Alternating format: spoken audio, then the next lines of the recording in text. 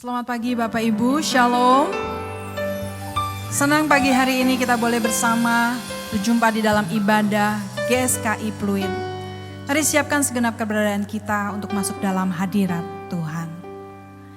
Bersama sampaikan, bawaku terbang tinggi ya Tuhan, melintasi setiap awan, agar sampai ke tahta-Mu ya Tuhan.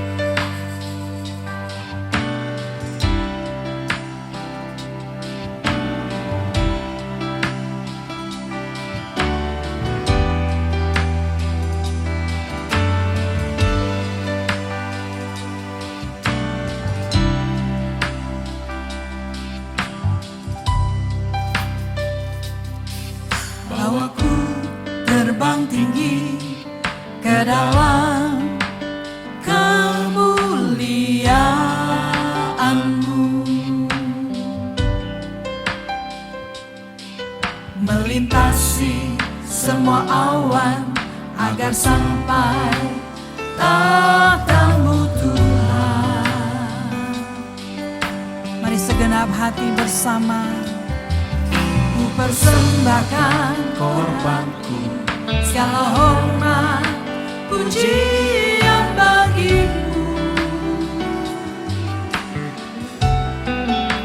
Sembah sujudku, segenap jiwa ya Bapa. Lebih lagi bersama, bawaku terbang tinggi ke dalam kemuliaan-Mu ya Bapa, melintasi semua awan agar sampai tahta-Mu Tuhan.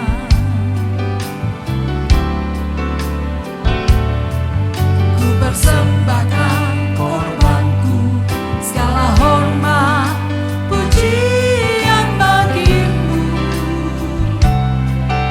Sembah kami bagi-Mu, sembah sujudku, haleluya, segenap jiwa ya Bapa.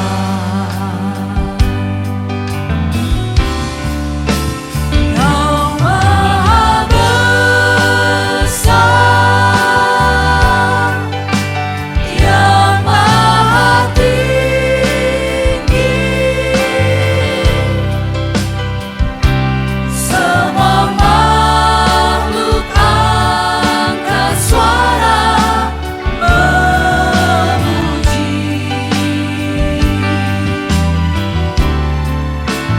Nama-Mu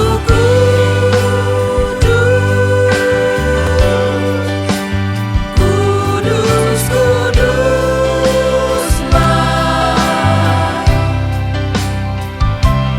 Para malaikat dan kami menyembah.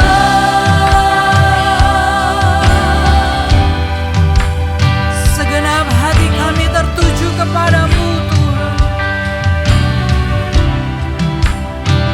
Haleluya.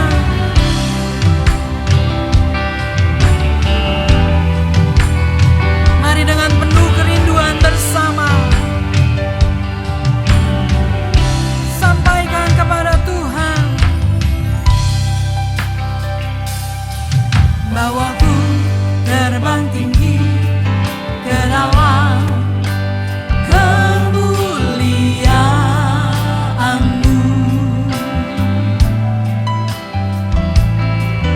melintasi semua awan agar sampai tahta-Mu Tuhan. Ku persembahkan korbanku, segala hormat pujian bagi-Mu. Haleluya. Sembah sujud, amin, segenap jiwa ya Bapa. Angkat hati bersama,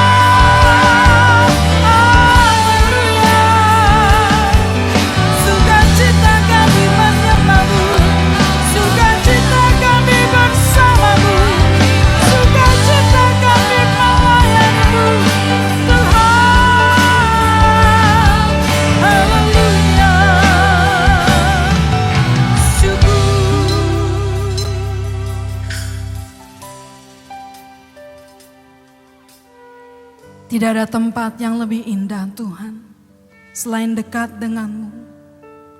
Engkau perlindungan kami. Saat ini kami mau lebih lagi menikmati hadirat-Mu, menikmati indahnya kasih-Mu. Tetaplah bersama dengan kami Tuhan, baik kami yang di sini maupun kami dimanapun kami berada Tuhan. Engkau bersama dengan setiap kami. Dengan penuh sukacita dan penuh ucapan syukur kami mulai ibadah ini. Di dalam nama Tuhan kami Yesus Kristus. Haleluya. Amin. Segala kemuliaan bagi Tuhan. Haleluya. Kita tetap berdiri Bapak Ibu. Haleluya. Segala pujian hanya bagi Tuhan. Amin. Dia ada berkesudahan selalu baru setiap hari. Limpah rahmatnya. Haleluya. Selayaknya setiap kita menaikkan ucapan syukur bersama. Yes.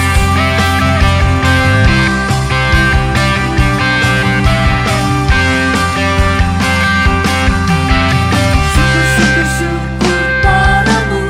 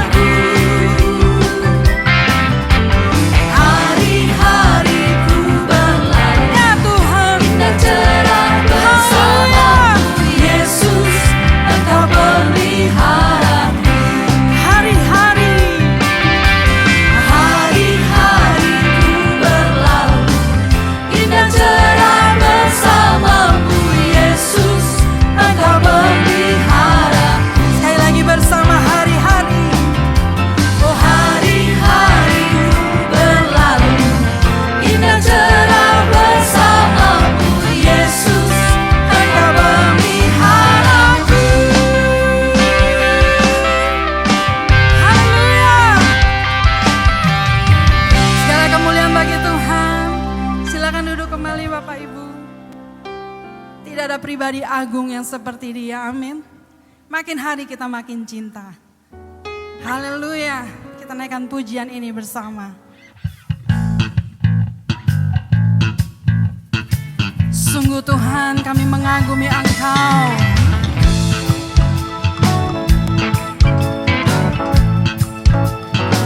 Mari. Tiada pernah ku jumpa pribadi seperti Dia yang mengasihi aku dengan kasih sempurna.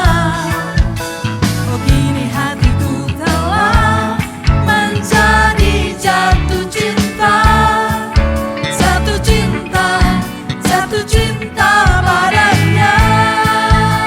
Sampaikan, tiada pernah ku jumpa pribadi seperti Dia yang mengasihi aku dengan kasih sempurna.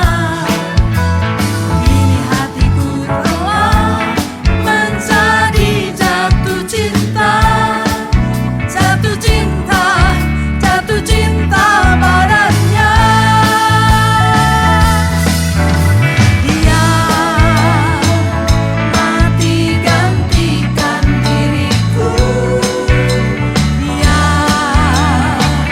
Tuhan juru selamatku. Dia penolong dalam hidupku. Betapa ku bersyukur. Tidak ada yang seperti Dia. Tiada pernah ku jumpa pribadi seperti Dia yang mengasihi aku dengan kasih sempurna. Kini hatiku telah menjadi jatuh cinta, jatuh cinta, jatuh cinta padanya. Haleluya. Dia mati gantikan diriku. Dia Tuhan juru selamatku. Dia penolong dalam hidupku. Betapa ku bersyukur. Dia Tuhan, terpujilah Engkau selamanya. Indah karya-Mu dalam setiap kami. Indah cara-Mu menyelamatkan kami. Haleluya Tuhan.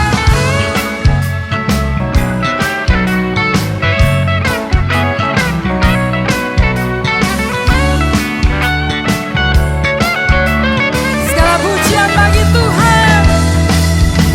Dia mati gantikan diriku. Dia Tuhan juru selamatku. Dia penolong dalam hidupku.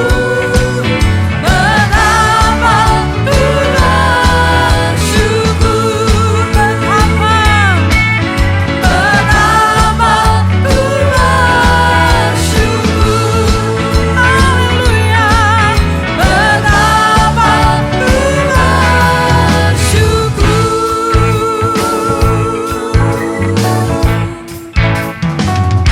Haleluya. Aduh Tuhan, terima kasih. Tidak cukup kata-kata kami untuk mengungkapkan rasa syukur atas kebaikan, kesetiaan yang Tuhan limpahkan bagi kami. Kiranya sungguh hidup kami menyenangkan hati-Mu. Kiranya sungguh setiap kami meneladani hidup Kristus. Jadi pelangi indah, jadi hujan berkat dimanapun kami berada.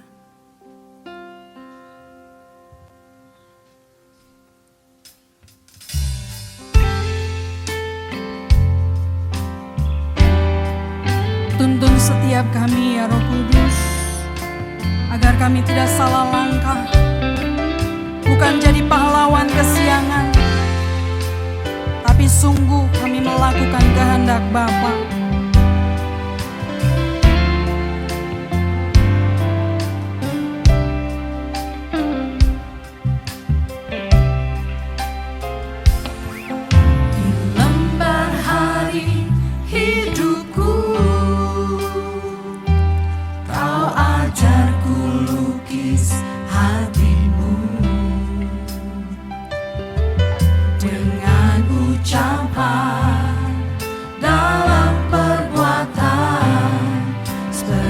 Surat yang terbuka,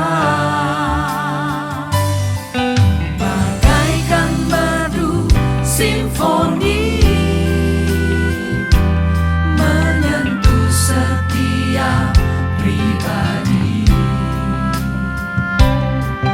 membalut luka, teduhkan jiwa, hadirkan suasana surga. Jadikanku pelangi indah di langit hidup sesamaku, Tuhan. Jadikanku hujan berkah di ladang hidup sesamaku. Mari dengan tulus. Lembar hari hidupku,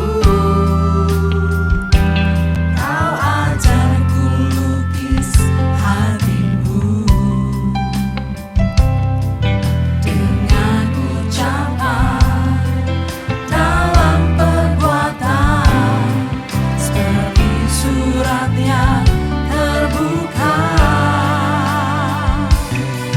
bagaikan merdu simfoni yang menyentuh setiap Seperti kasih-Mu ya Tuhan Yesus. membalut luka, Amin. teduhkan jiwa, Amin Tuhan. hadirkan suasana. Ini kerinduan kami Tuhan. Jadikanku pelangi indah di langit hidup sesamaku. Jadikanku hujan berkah di ladang hidup. Kita berdiri bersama Bapak Ibu, sampaikan dari hati. Jadikanku pelangi indah di langit hidup sesamaku. Jadikanku hujan berkah di ladang hidup sesamaku,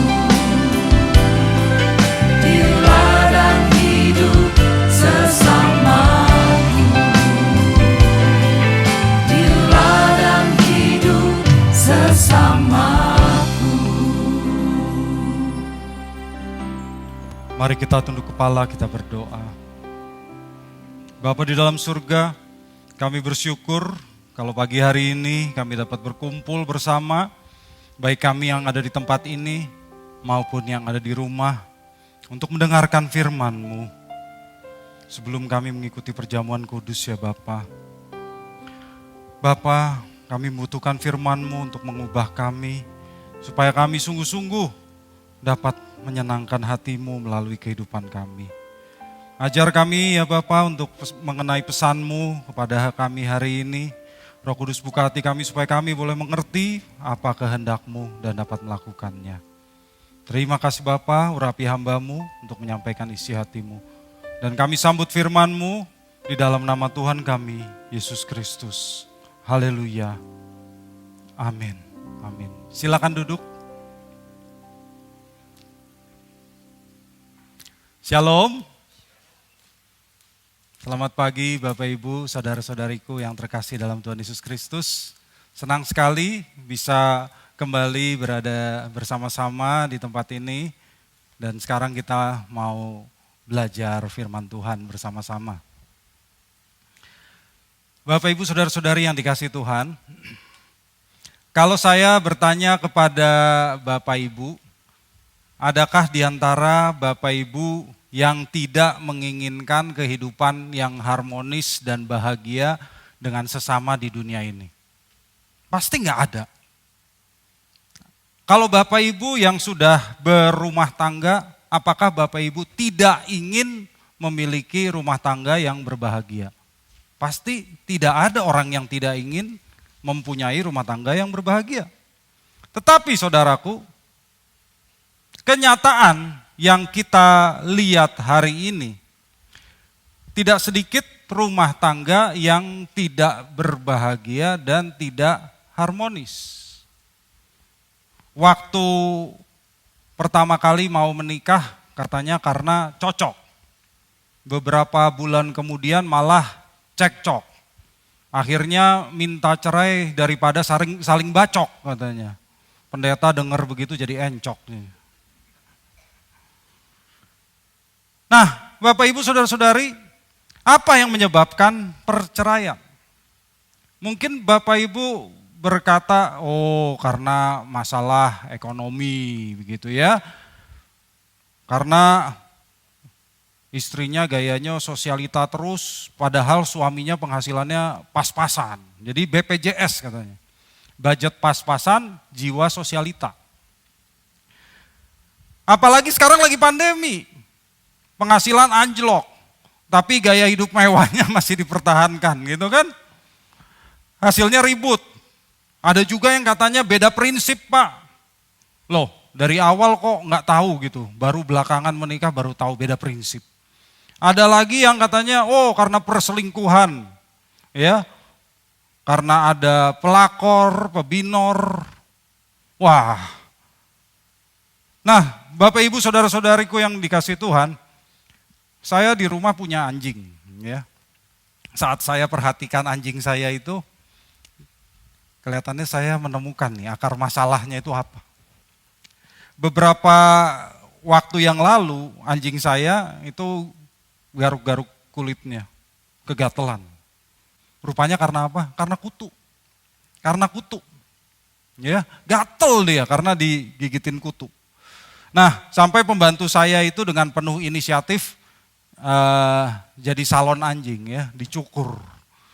Hasilnya sangat tidak rapi Bapak Ibu ya, pokoknya jadi jelek bener. Nah Bapak Ibu, si kutu itu hidup dengan mengisap darah anjing ya kan. Jadi kutu itu parasit. Kutu tidak berguna apa-apa buat si anjing.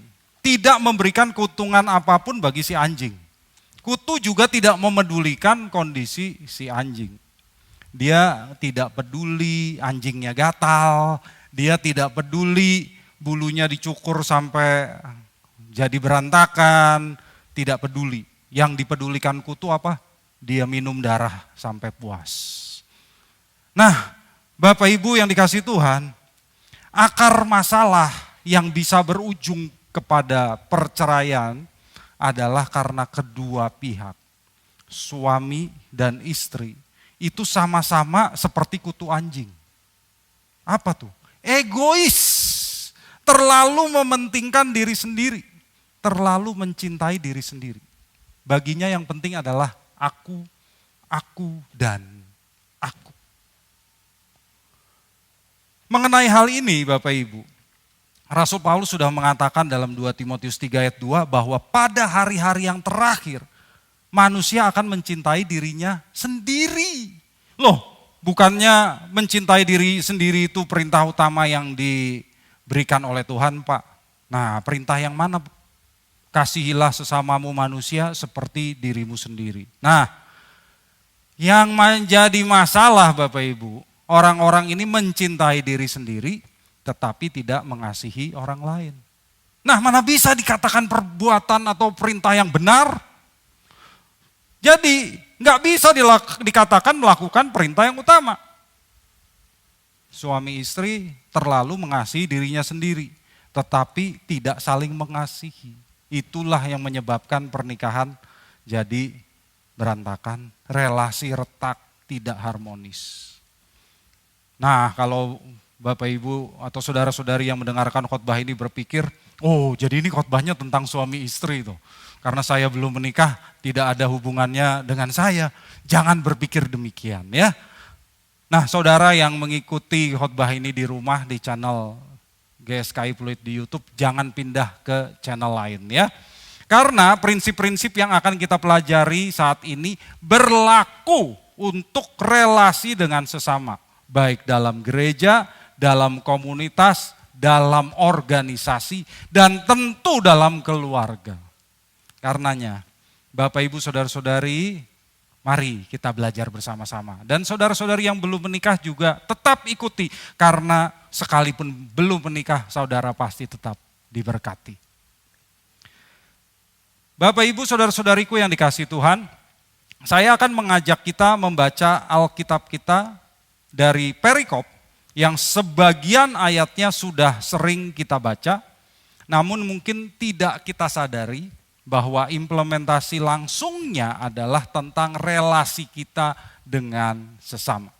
Mari kita buka Alkitab kita dari Filipi 2 ayat 1. Filipi 2 ayat 1. Filipi 2 ayat 1. Saya bacakan untuk Bapak Ibu. Jadi, karena dalam Kristus ada nasihat, ada penghiburan kasih, ada persekutuan roh, ada kasih mesra dan belas kasihan. Bapak Ibu, dalam ayat 1 ini kita membaca bahwa kalau kita ada di dalam Kristus, dalam relasi kita dengan sesama, kita harus memiliki apa? Nasihat, penghiburan kasih, persekutuan roh, kasih mesra, dan belas kasihan. Tentu itu berlaku untuk komunitas orang percaya, seperti gereja. Namun coba kita pelajari, kita perhatikan komunitas yang terkecil, apa itu? Keluarga, rumah tangga. Jika kita mengaku kita ada di dalam Kristus, maka semua ini harus ada dalam rumah tangga kita, dalam relasi dengan pasangan hidup kita, antara suami istri. Coba kita pikirkan, apakah hubungan kita dengan pasangan hidup kita, suami istri, saling menasihati. Saling menasihati. Atau dalam bahasa aslinya paraklesis. Paraklesis. Artinya apa? Memberi semangat. Encourage, memberi semangat. Bukannya saling menjatuhkan.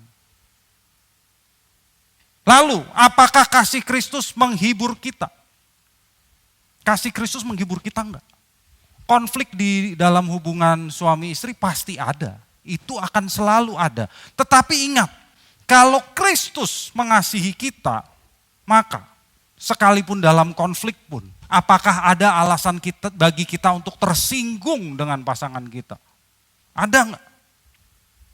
Selanjutnya, apakah ada persekutuan roh? Roh Kudus bukan hanya mempersatukan kita dengan Allah, tetapi juga mempersatukan kita dengan orang lain, Bapak Ibu.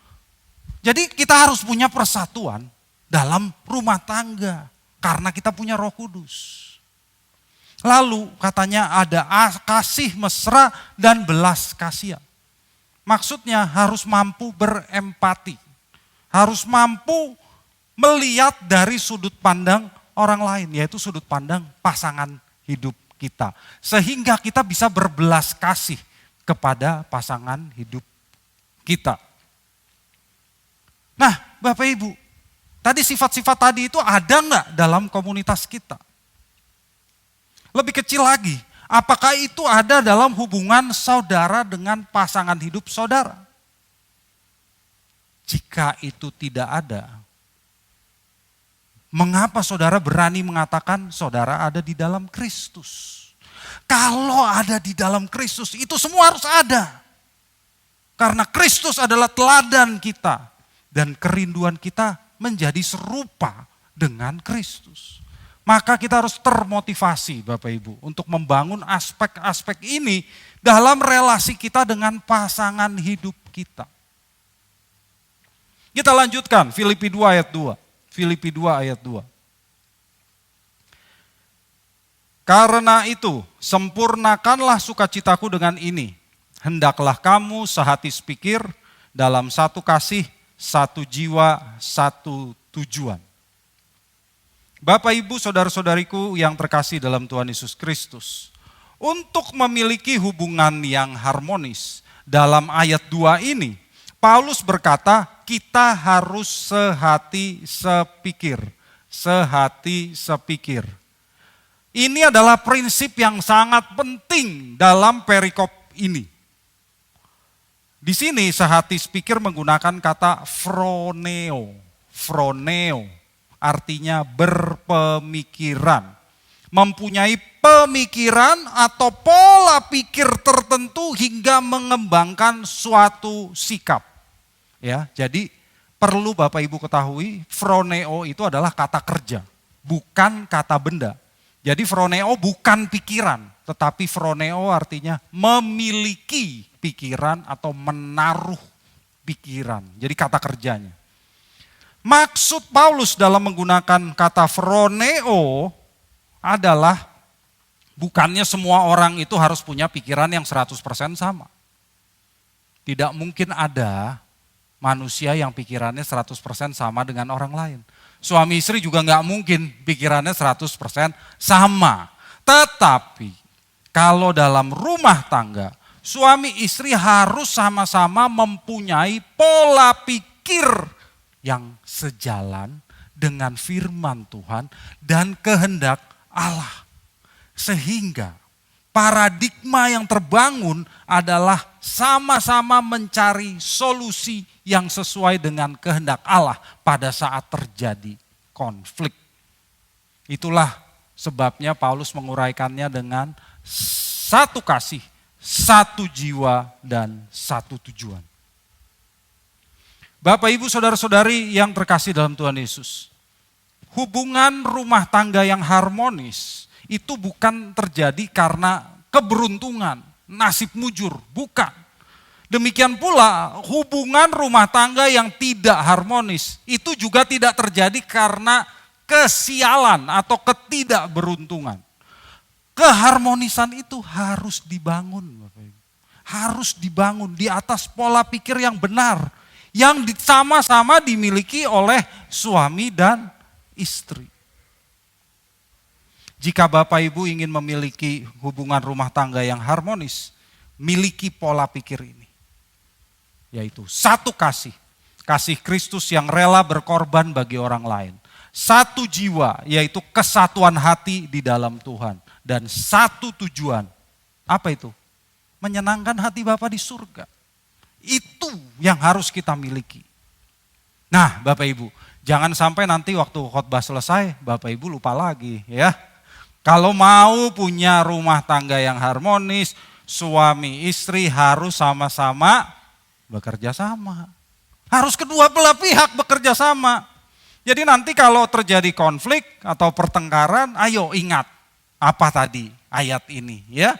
Sudahkah saya punya pola pikir yang benar? Pola pikir yang benar. Ingat kasih Kristus bagi kita, saudara. Apakah kasih Kristus sudah memotivasi saya untuk berkorban bagi pasangan saya? Kalau tidak, artinya saya tidak punya hubungan yang benar dengan Tuhan. Iya. Kalau saya tidak termotivasi untuk berkorban buat pasangan saya, berarti saya nggak punya hubungan yang benar dengan Tuhan. Karena saya nggak kenal kasih Kristus kalau begitu. Apakah saya dan pasangan saya harus memiliki kesatuan hati dalam Tuhan? Kalau enggak, artinya bertobat. Enggak ada jalan lain. Berdua harus bertobat. Kalau saya dan pasangan saya punya enggak tujuan menyenangkan hati Bapa di surga, termasuk untuk menyelesaikan konflik ini. Ya, menyelesaikan konflik dengan pasangan saya. Kalau Bapak Ibu yang mempunyai konflik dengan pasangan tidak mau bertobat dan tidak mau mencari kehendak Allah dalam menyelesaikan konflik itu, jangan lagi menyanyikan lagu menyenangkan hati Tuhan. Kenapa? Bohong soalnya. Bohong. Di hati yang terdalam saudara tidak ingin menyenangkan hati Tuhan. Buktinya dalam menghadapi konflik aja tidak mau cari kehendak Tuhan. Bohong. Jadi ingat, kalau mau bertobat, kalau mau saudara mencari kehendak Tuhan dalam apapun, nyanyikan itu. Nyanyikan. Ya, kita mau menyenangkan hati Tuhan dan lebih dari segalanya. Dan seriuslah melakukan itu. Baik, Bapak Ibu, mari kita lanjutkan di Filipi 2 ayat 3 dan 4. Filipi 2 ayat 3 dan 4. Dari ayat 3, dengan tidak mencari kepentingan sendiri atau puji-pujian yang sia-sia. Sebaliknya hendaklah dengan rendah hati yang seorang menganggap yang lain lebih utama daripada dirinya sendiri.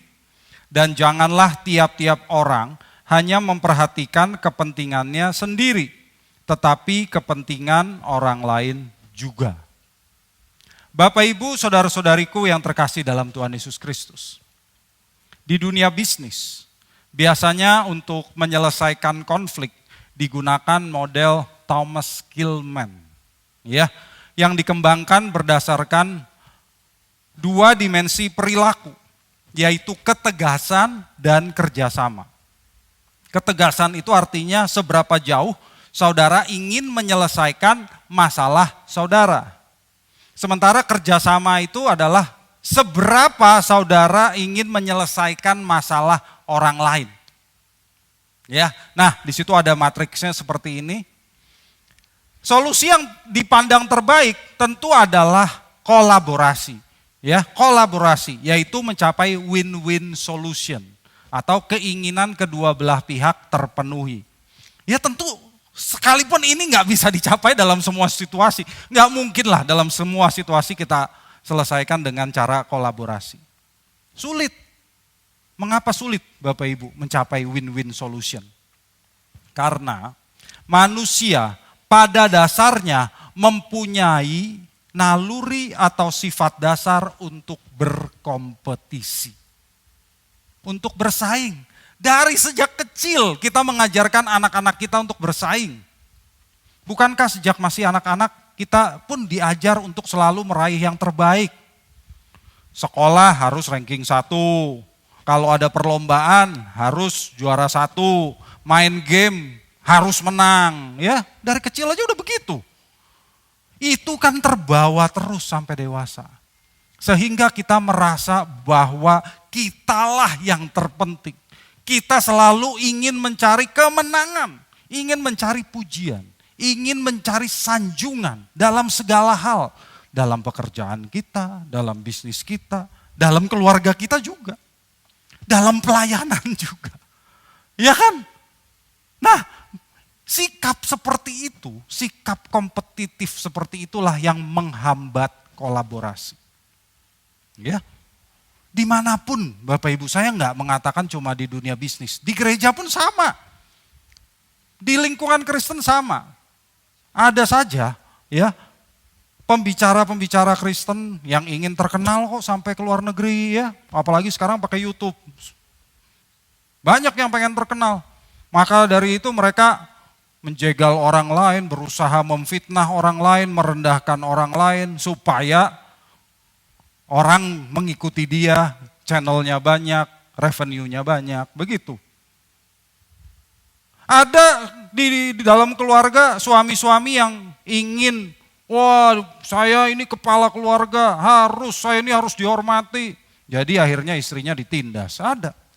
Istri-istri juga ada yang ingin merasa dipandang lebih hebat daripada suaminya. Jadi melawan suaminya, galak terhadap suaminya, menyalah-nyalahkan suaminya untuk segala hal. Kompetisi Bapak Ibu, kompetisi. Dan Alkitab memberitahu kita bahwa sikap kompetitif yang menghambat kolaborasi itu didasarkan pada apa? Kepentingan diri sendiri atau egoisme. Dalam Galatia 5 ayat 20, Paulus mengatakan kepentingan diri sendiri itu perbuatan daging, Bapak Ibu. Daging, bukan roh.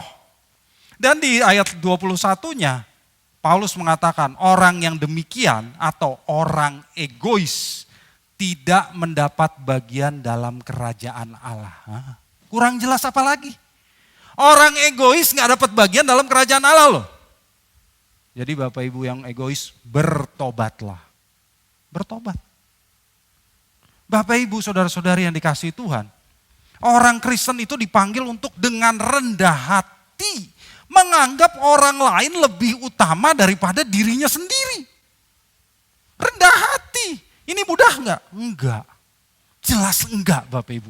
Karena manusia itu memang bernaluri mencintai dirinya sendiri lebih dari apapun. Bukan masalah cintanya itu benar atau enggak. Bukan. Tapi orang merasa dirinya itu paling utama. Dirinya yang paling penting. Nah makanya suami-suami, belajarlah menganggap istrimu lebih utama daripada dirimu sendiri. Istri-istri, belajarlah menganggap suamimu lebih utama daripada dirimu sendiri. Teruskan itu. Masing-masing saling menganggap pasangannya lebih utama. Sampai saudara rela mati buat pasangan saudara. Ya, coba kita lihat di ayat keempat tadi. Paulus mengatakan agar kita memperhatikan kepentingan orang lain. Bukan hanya kepentingan kita sendiri. Nah, saya kasih contoh yang simpel aja lah Bapak Ibu ya. Bapak-bapak misalnya suami-suami, apakah lebih mementingkan hobi dengan teman-teman ya, hobi dengan teman-temannya lebih asik, itu lebih menyenangkan dibandingkan jalan-jalan dengan istri dan anak misalnya. Ya, kalau sekali-kali memang nggak apa-apa, tapi kalau terus-terusan, loh, yang utama siapa gitu? Suami, diri sendiri, atau pasangan, atau keluarga? Istri-istri juga, apakah lebih memilih membeli barang-barang yang disukainya dibanding terpenuhinya kebutuhan pokok di keluarga? Bukannya nggak boleh, boleh aja kalau itu bukan selalu dijadikan yang utama. Pikirkan dong suami, pikirkan keluarga. Ya, ini yang sederhana saja. Nah, selanjutnya Paulus mengungkapkan kunci untuk relasi yang bahagia dan harmonis dengan sesama. Khususnya termasuk dalam rumah tangga. Mari kita baca Filipi 2 selanjutnya ayat 5 sampai 8. Ayat 5 sampai 8. Filipi 2 ayat 5 sampai 8. Hendaklah kamu dalam hidupmu bersama menaruh pikiran dan perasaan yang terdapat juga dalam Kristus Yesus. Yang walaupun dalam rupa Allah tidak menganggap kesetaraan dengan Allah itu sebagai milik yang harus dipertahankan. Melainkan telah mengosongkan dirinya sendiri dan mengambil rupa seorang hamba dan menjadi sama dengan manusia. Dan dalam keadaan sebagai manusia, ia telah merendahkan dirinya dan taat sampai mati. Bahkan sampai mati di kayu salib. Bapak Ibu saudara-saudariku yang terkasih dalam Tuhan Yesus Kristus. Ayat ini biasanya digunakan secara teologis untuk mendasari doktrin kristologi. Khususnya doktrin kenosis. Bahwa Yesus itu adalah Allah yang mengosongkan dirinya dan mengambil rupa manusia. Itu betul. Tapi saya tidak ingin menitik beratkan itu dalam kesempatan ini. Bapak Ibu bisa perhatikan ya di ayat ini ya, di perikop ini. Tulisan Paulus sebetulnya tidak semata-mata bertujuan untuk mengajarkan doktrin kristologi. Mana? Dari tadi juga Paulus berkata soal relasi antar manusia. Paulus tidak bertujuan untuk mengoreksi ajaran yang salah dalam jemaat di Filipi. Misalnya ada ajaran sesat lalu Paulus ingin mengoreksi. Tidak begitu Bapak Ibu. Tulisan ini masih merupakan sambungan dari ayat-ayat yang tadi kita baca sebelumnya. Yang ditulis untuk menunjukkan dan mengajarkan bahwa orang percaya harus bersatu. Orang percaya harus membangun relasi yang harmonis dengan sesama dalam gereja, dalam komunitas, dan tentu dalam komunitas yang terkecil, yaitu keluarga. Itu tujuannya.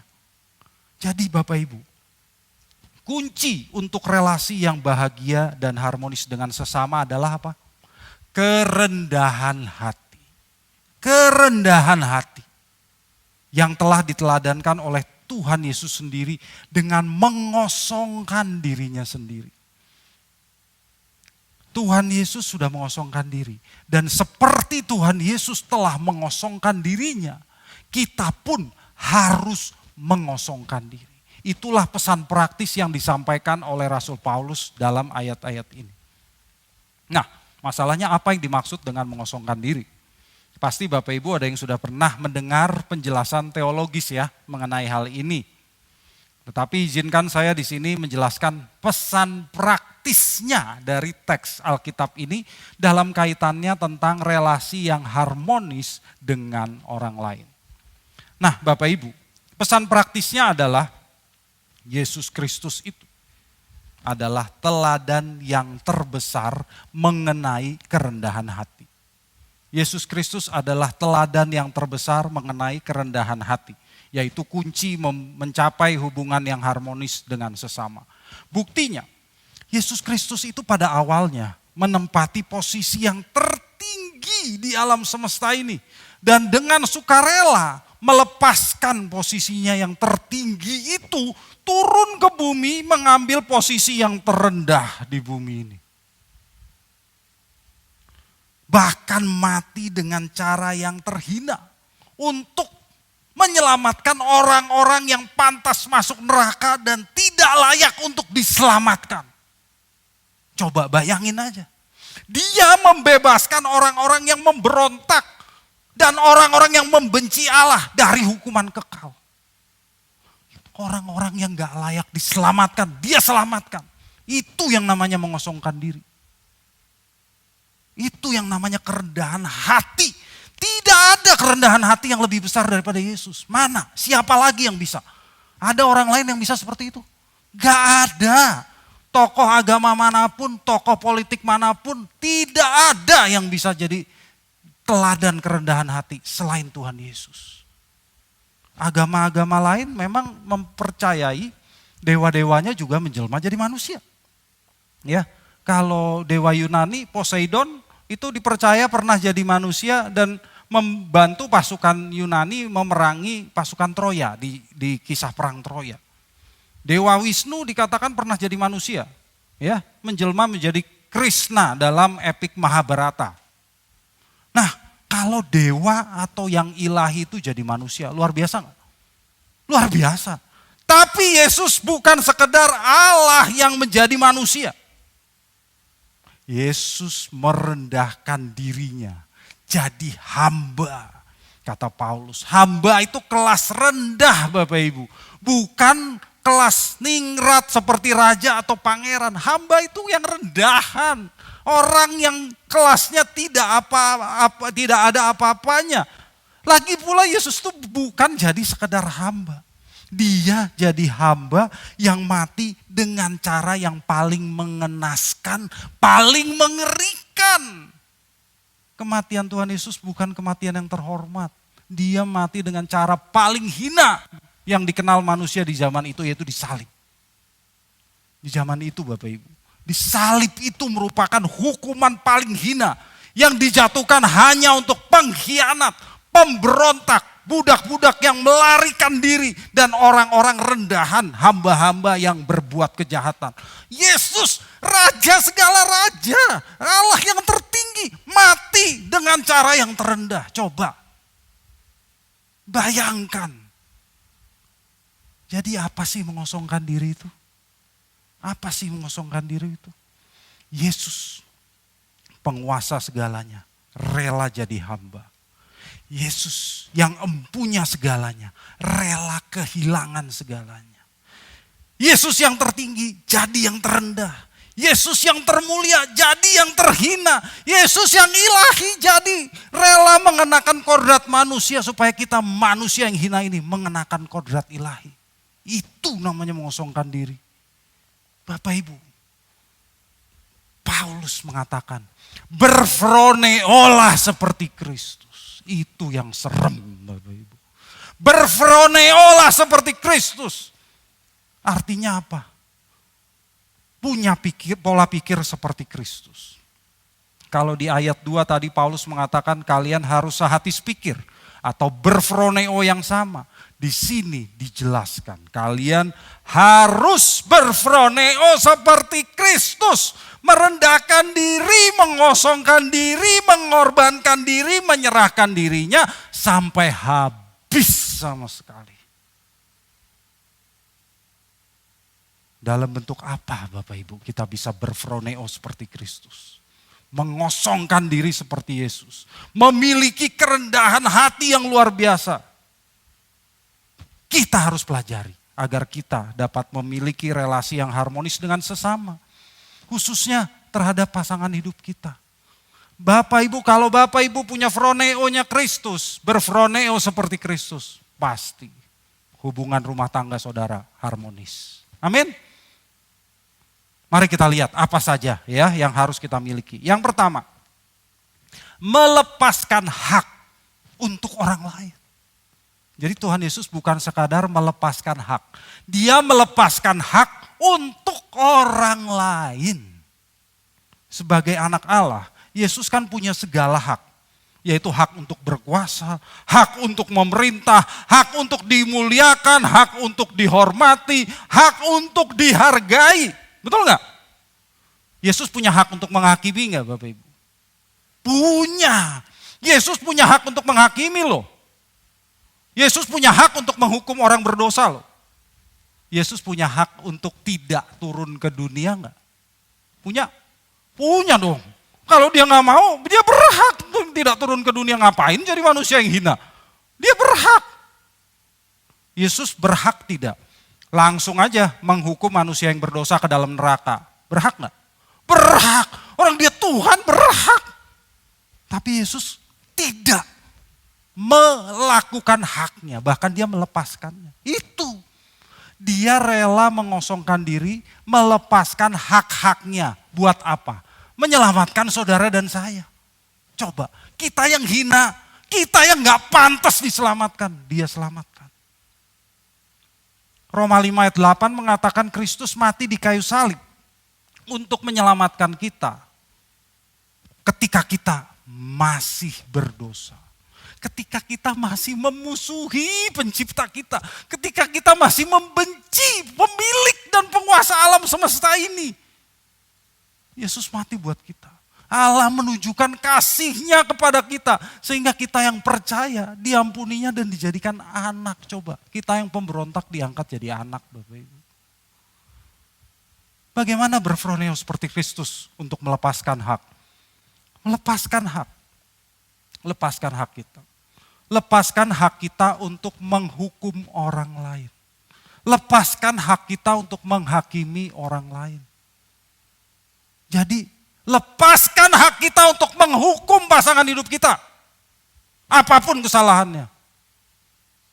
Lalu ibu-ibu berkata, Pak, tapi kesalahan suami saya terlalu besar Pak. Dia selingkuh Pak dengan pelakor. Saya gak bisa mengampuni dia. Nah, miliki pikiran dan perasaan Kristus. Itu belum punya pikiran perasaan Kristus. Kita itu benar-benar gak layak diampuni Bapak Ibu. Tapi Kristus rela mati buat kita. Saudara juga harus rela mati buat pasangan hidup saudara. Bapak-bapak lalu berkata sama saya, tapi kesalahan istri saya terlalu besar Pak. Dia menghabiskan uang saya buat berjudi Pak. Saya gak bisa mengampuni dia. Lah, kalau begitu mana bisa bapak-bapak mengatakan saya berfroneo seperti Kristus. Omong kosong. Omong kosong. Bapak Ibu, bertobatlah. Bertobatlah. Lepaskan hak untuk menghukum pasangan saudara atau menghakimi pasangan saudara. Ampuni dia. Seperti Tuhan Yesus Kristus yang berhak untuk tidak mengampuni kita. Dia lepaskan hak itu dan dia ampuni kita. Kristus melepaskan hak untuk menghakimi kita dan mati dengan menghapus dosa kita dan mengampuni kita. Jadi ampuni pasangan hidup saudara. Ampuni, itu namanya melepaskan hak. Amin. Aminnya mulai lemas. Berat, ya berat, tapi itulah namanya mempunyai pikiran dan perasaan Kristus seperti itu. Ya, baik, berikutnya Bapak Ibu. Berfroneo atau berpola pikir seperti Yesus berarti merendahkan diri kita dan meninggikan orang lain. Jadi lihat konteksnya, kita bukan sekedar merendahkan diri. Merendahkan diri untuk meninggikan orang lain. Yesus pun begitu. Di ayat ketiga tadi Paulus berkata, anggaplah orang lain lebih utama daripada dirimu sendiri. Yesus yang punya segalanya di surga itu merendahkan diri sampai habis mati dengan kondisi begitu hina di kayu salib untuk menghapus dosa saudara dan saya loh. Dalam rumah tangga, implementasi memiliki pola pikir seperti Yesus di sini adalah merendahkan diri untuk mengangkat pasangan kita. Merendahkan diri untuk mengangkat pasangan kita. Mematikan si aku dalam diri kita untuk meninggikan pasangan kita. Kenapa? Kita pandang dia lebih utama, lebih penting daripada diri kita sendiri. Lebih berharga daripada diri kita sendiri. Itu yang benar. Itulah kasihnya Yesus, kasih yang rela berkorban. Kenapa?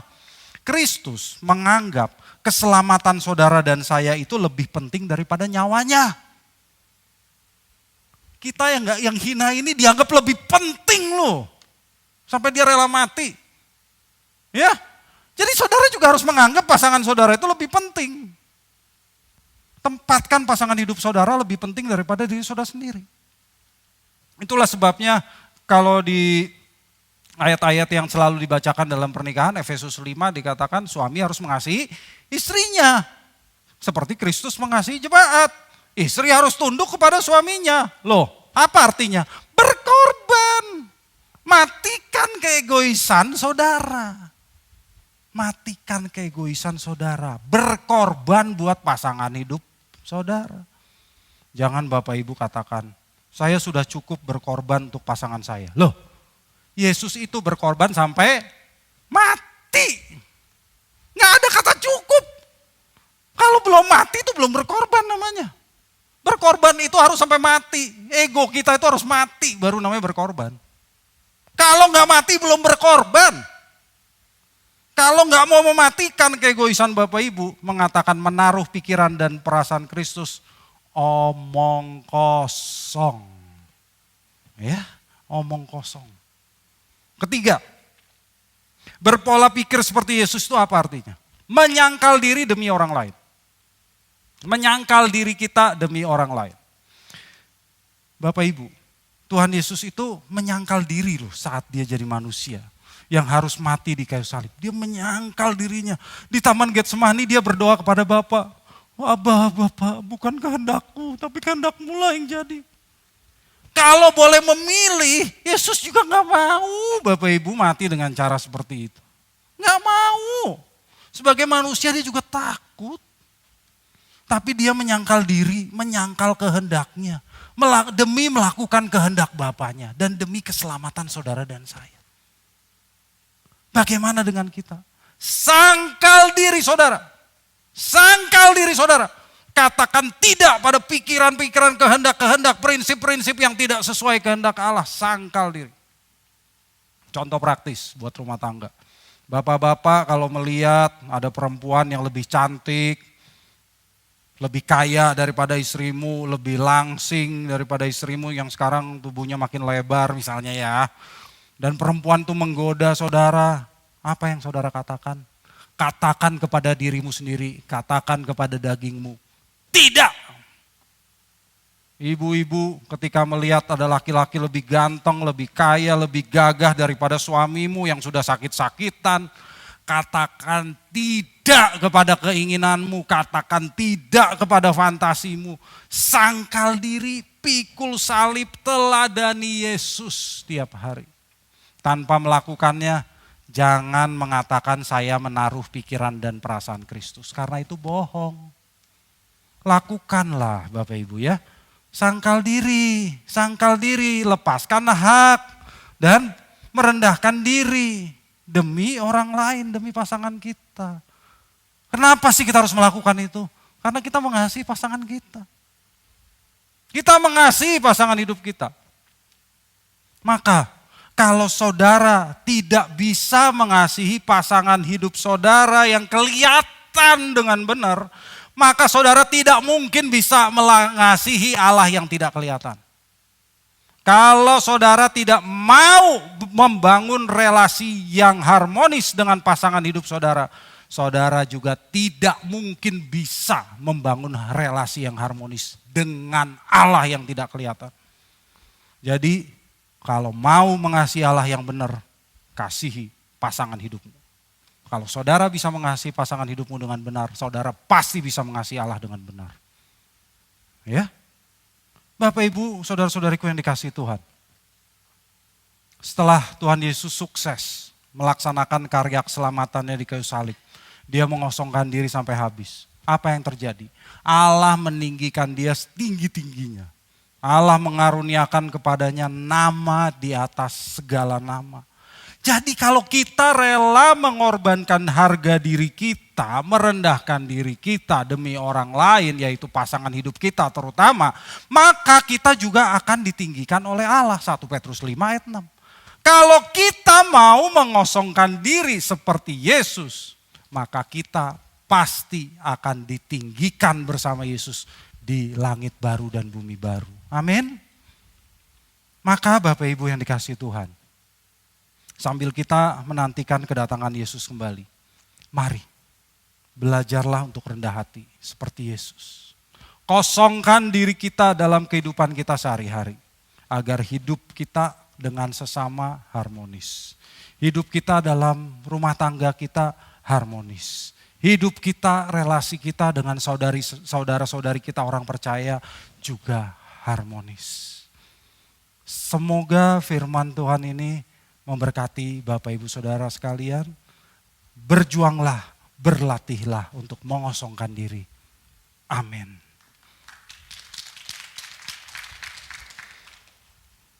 Bapak Ibu, kita akan masuk ke dalam perjamuan kudus ya. Mari kita bangkit berdiri.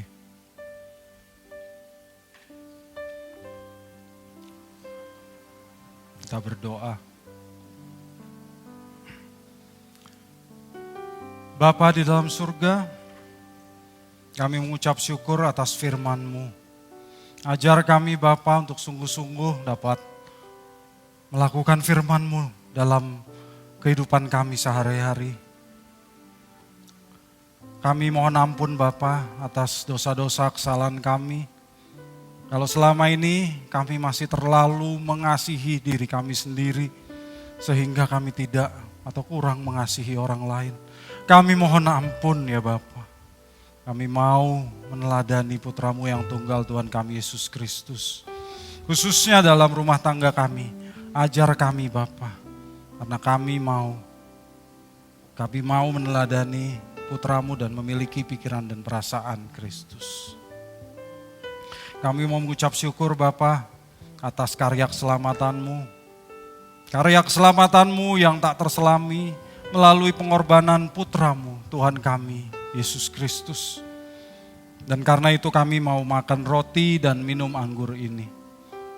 Dan seperti Tuhan Yesus yang telah mengosongkan dirinya sampai habis dengan mati di kayu salib, kami pun mau belajar mengosongkan diri kami, agar kami dapat mempunyai hubungan yang harmonis dengan sesama.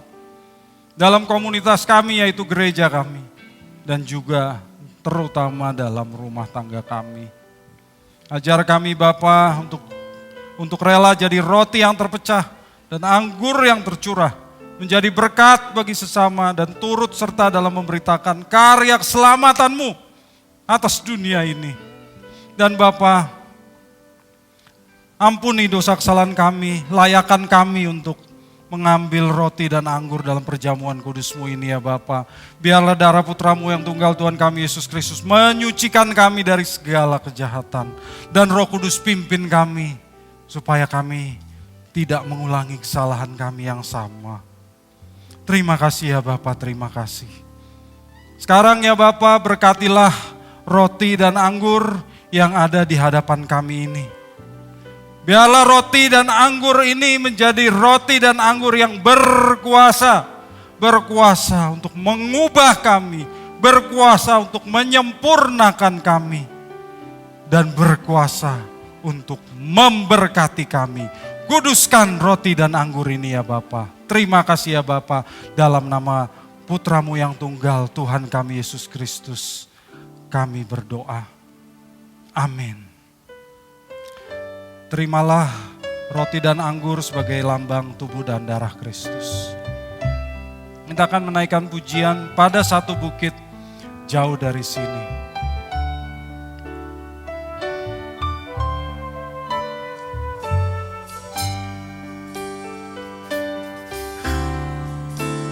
Pada satu bukit jauh dari sini, lihat salib Tuhan berdiri.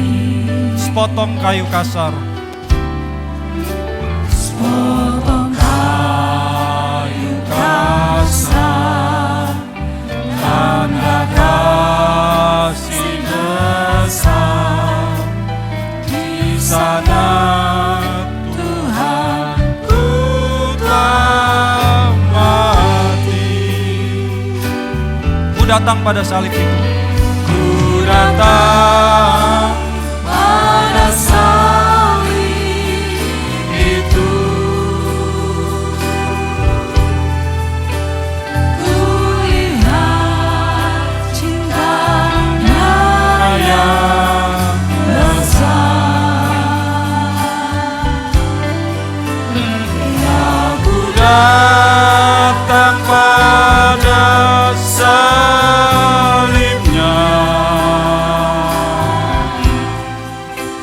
Sana ku dapat ampun dosa. Ku tetap setia.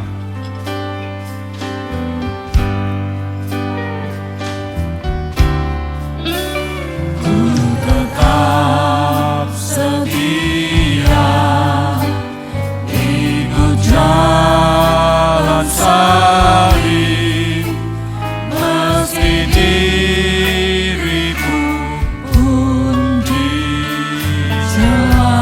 Suatu saat kelak,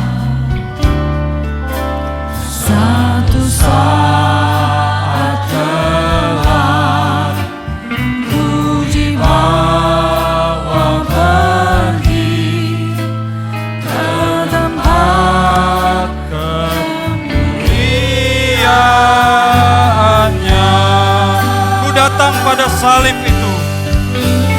Ku datang pada salib itu.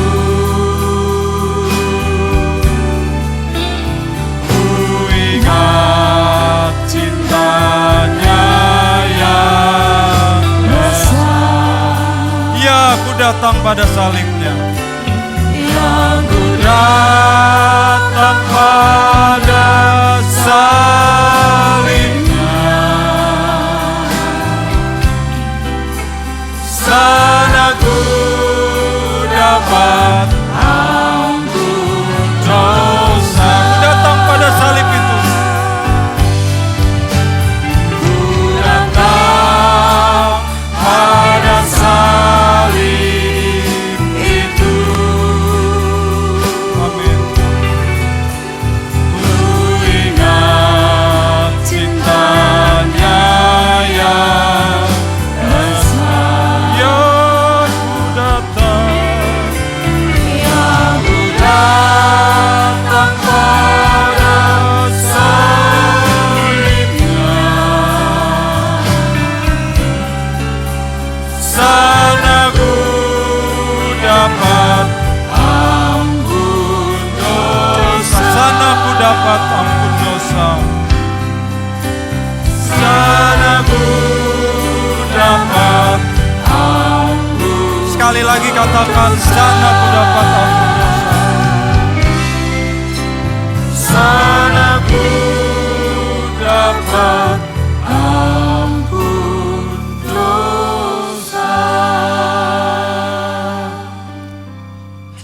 Bapak Ibu angkat roti dan anggur tinggi di atas kepala saudara. Dan ulangi apa yang saya katakan. Di dalam nama Tuhan Yesus, aku percaya bahwa tubuh Tuhan Yesus telah dipecah-pecahkan. Darah Tuhan Yesus telah ditumpahkan bagi pengampunan dan penebusan dosa-dosaku.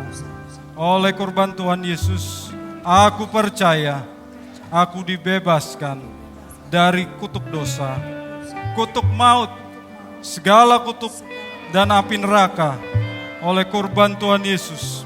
Aku percaya aku telah memperoleh pengampunan dosa, keselamatan, hidup kekal, kesembuhan, pemulihan, kemenangan, dan kelimpahan berkat di dalam Tuhan.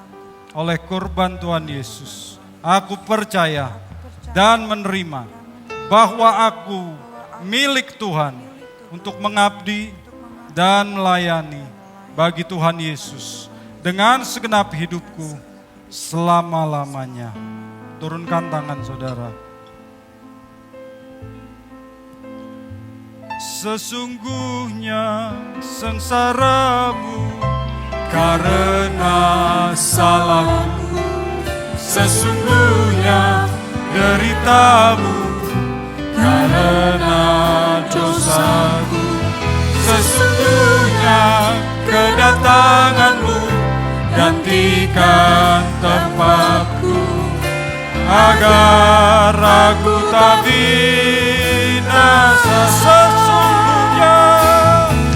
Sesungguhnya sengsaramu karena salahku, sesungguhnya deritamu karena dosaku, sesungguhnya kedatanganmu. Gantikan tempatku, agar aku tak binasa.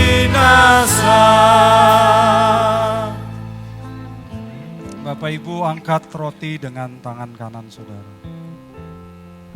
Sebab apa yang telah kuteruskan kepadamu, telah aku terima dari Tuhan, yaitu bahwa Tuhan Yesus pada malam waktu ia diserahkan, mengambil roti dan sesudah itu ia mengucap syukur atasnya.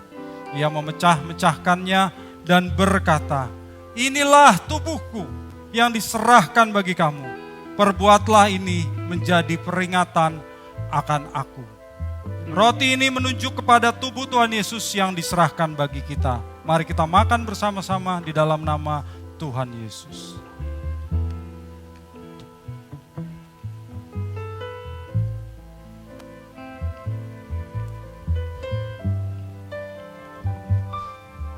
Angkat anggur dengan tangan kanan saudara. Demikian juga Tuhan Yesus mengambil cawan sesudah makan, lalu berkata, cawan ini adalah perjanjian baru yang dimeteraikan oleh darahku. Perbuatlah ini setiap kali kamu meminumnya menjadi peringatan akan aku. Sebab setiap kali kamu makan roti ini dan minum cawan ini, kamu memberitakan kematian Tuhan sampai ia datang.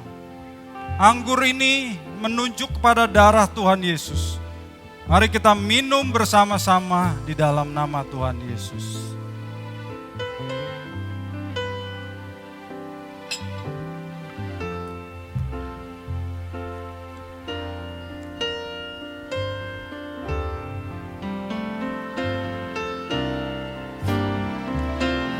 Terima kasih ya Tuhanku atas keselamatanku. Padaku telah kau beri, Padaku telah kau beri hidup bahagia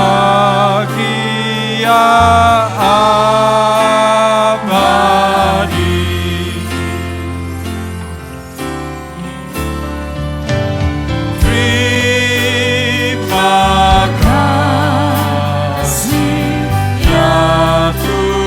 Tuhanku, atas keselamatanku, padaku telah Kau beri hidup bahagia abadi.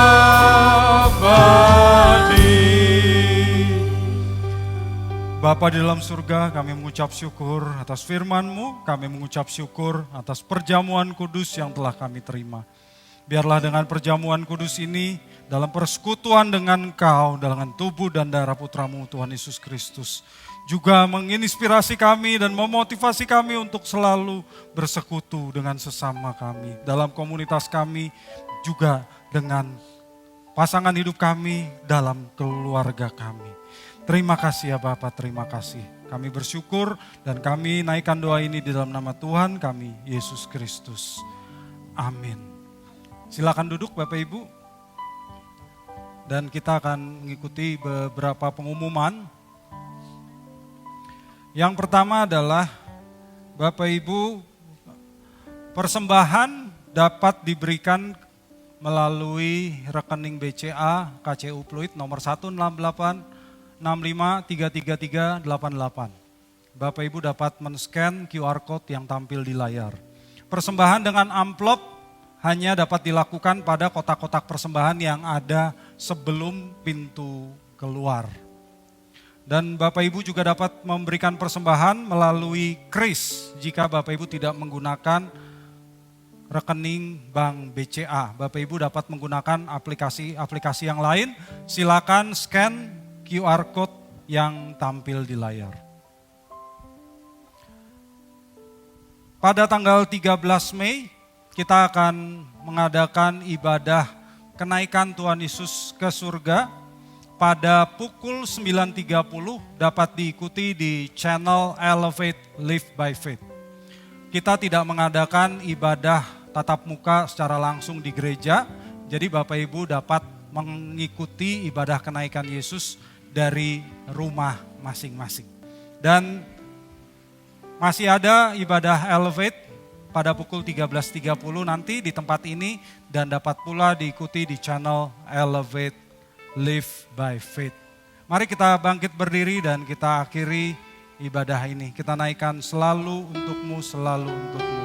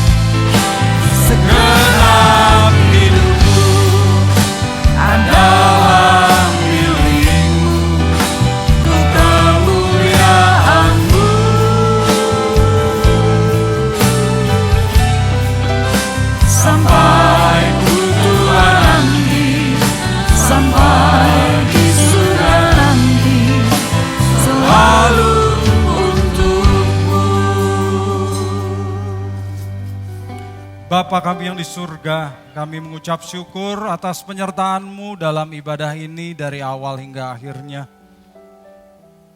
Dari puji-pujian yang kami naikkan kepadamu, biarlah semuanya boleh menyenangkan hati-Mu ya Tuhan.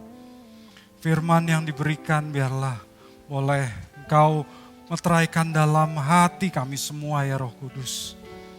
Agar kehidupan kami makin berkenan di hadapan Bapa di surga.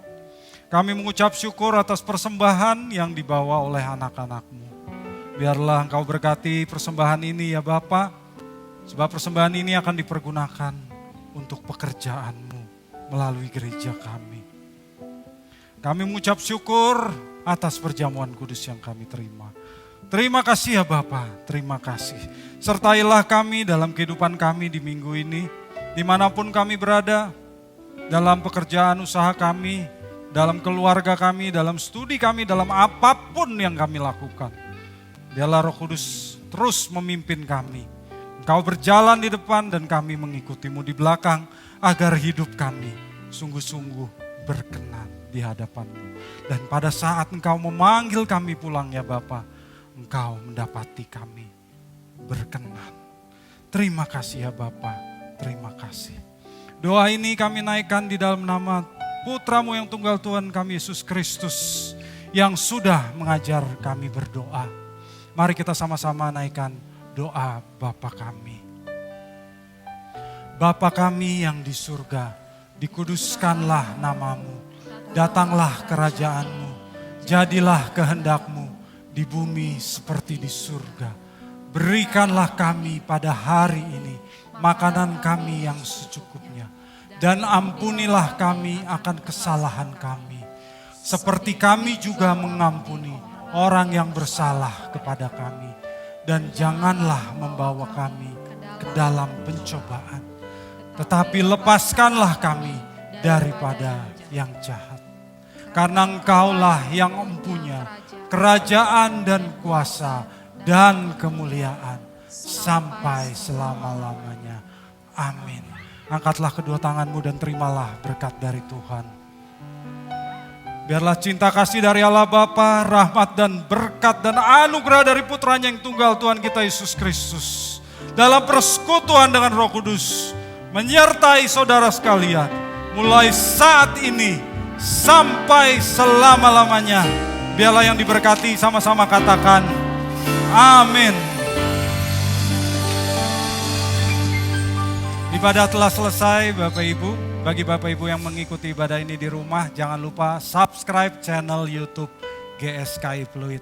Kita berjumpa kembali pada kesempatan mendatang. Tuhan memberkati.